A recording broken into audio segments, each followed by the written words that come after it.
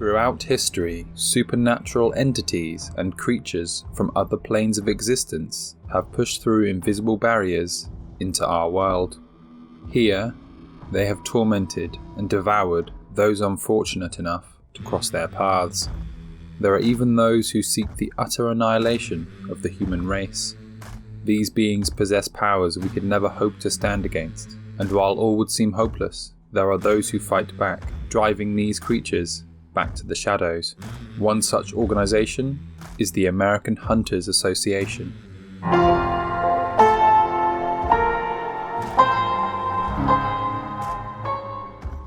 The American Hunters Association, or the AHA for short, has existed for decades, its origins beginning sometime during the 17th century, although the members of the AHA are not the only hidden protectors of humanity.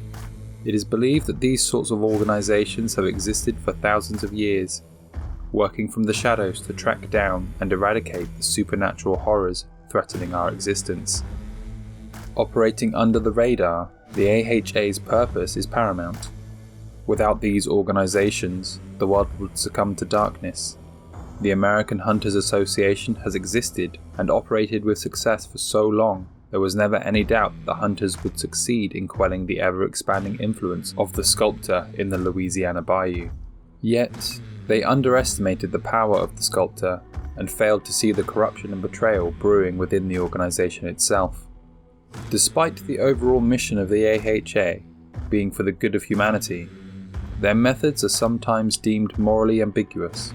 Whether this was due to historic practices employed by the association, or whether this was something implemented by the latest director of the AHA, Philip Huff Jones, is unclear. Dr. Philip Huff Jones, the director of the AHA prior to the current state of the game, was obsessed with studying the plague in the bayou. His obsession led him to employ a team of researchers, the most notable of which was Harold Black. Black was crucial to the AHA's knowledge and understanding of the monsters they were dealing with in the bayou. He wrote a series of detailed anatomical descriptions and drawings of the creatures they hunt. He even included a list of strengths and weaknesses each of the creatures possessed. Because of this, Harold Black was one of the most respected members of the American Hunters Association. Philip Huff Jones was not only the director of the AHA, he was also the superintendent of the Louisiana asylum at Jackson. It is believed that Jones's father, John Welch Jones, was the director of the AHA and the superintendent of the asylum before being replaced by his son. The asylum seemingly a front for something far more sinister. Jones worked closely with the man Elwood Finch, providing him with a house and a line of credit with the local greengrocers, which initially may sound strange, but it shows the level of importance and trust Philip Huff Jones had for Elwood Finch. In the journals of Elwood Finch, we learn that he established his house as a base of operations for his research, and as a safe house for hunters. Members of the AHA would be allowed to rest and heal at Finch's house. They could also bring Finch their dead. This could refer to hunters who fell in battle, but I believe also refers to the various monsters they have slain on their hunts. Finch writes that he gives hunters specific tasks to complete, specific bounties to hunt, in an attempt to further his research and track down the source of the corruption. It appears that Finch was making progress, or had at least found a way to keep himself busy, so it is strange that in his journals he discusses Jones pulling the strings again, and how he desires Finch's skills to be put to work at the asylum. It appears Finch is aware of the corruption within the AHA itself, as he writes that he must remain wary and watchful, but he must get closer to know if his theory is correct. Although none could argue that Jones and the AHA stood against unseen evil forces, some would consider their methods to have crossed the line. After all, it is believed all hunters are damned souls. Rumours circulated out of the asylum, rumours of unsanctioned experiments bordering on torture. What exactly happened behind the walls of the Jackson Asylum are still a mystery. All we know is that the hallowed cries echoing out of the asylum were enough to drive men mad. One man, known only as Monroe, endured unimaginable suffering at the hands of Huff, yet he eventually escaped, his mind broken, twisted and driven by revenge. He survived his time in the bayou, inadvertently becoming a hunter while lusting for the blood of his torturers. Despite the rumours of torture and hideous experiments surrounding the AHA, without Philip Huff Jones at the helm, the sculptor would have undoubtedly spread its corruption with little to no resistance. However, the American Hunters Association was not the only organisation to be aware of the sculptor. Philip Huff Jones received a letter from Marie Laveau. Marie Laveau was a real historical figure who lived in New Orleans, Louisiana during the 1800s. She was an infamous figure and was known as the Queen of Voodoo. It was believed that she possessed supernatural powers, including the ability to cure the sick. In this letter, she mentions that she has learned what the true purpose of the AHA is, and implies they are not the only ones who are aware of and preparing to make a stand against the sculptor.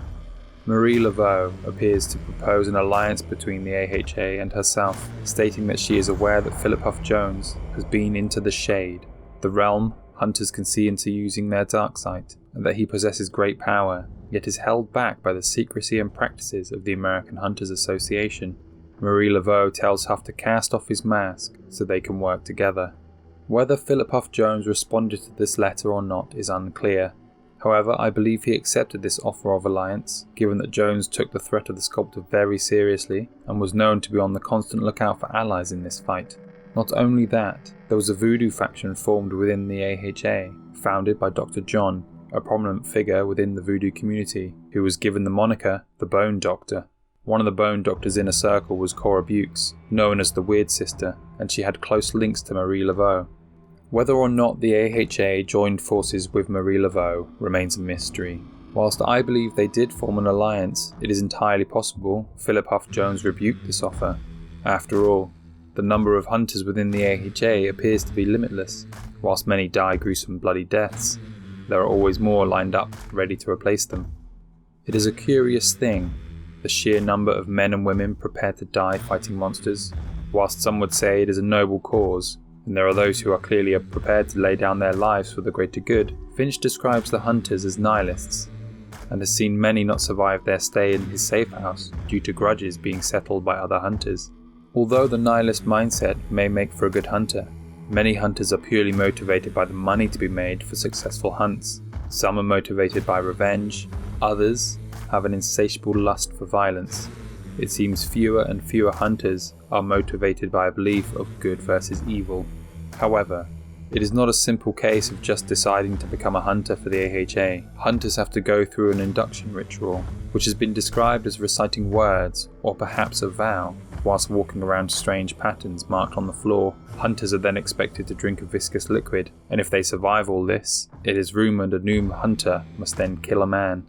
There is a reason behind this ritual. It is believed to allow a hunter to access darksight, an ability which allows hunters to peer into a different realm in order to track down their quarry. It also affords a hunter a resistance to the sculptor's taint, something that many fall to within mere minutes of being within its sphere of influence. Despite Philip Huff Jones's best efforts, there were growing concerns with his leadership. Many factions started forming within the AHA, each with their own agenda. Some were religious fanatics, others blood cultists. A few remained loyal to Huff and the true purpose of the AHA. Skirmishes between these factions became a regular occurrence. Unfortunately, Philip Huff Jones was assassinated, perhaps by the twins, or perhaps at the hands of Lynch, who believed Huff lacked what it took to take down the sculptor.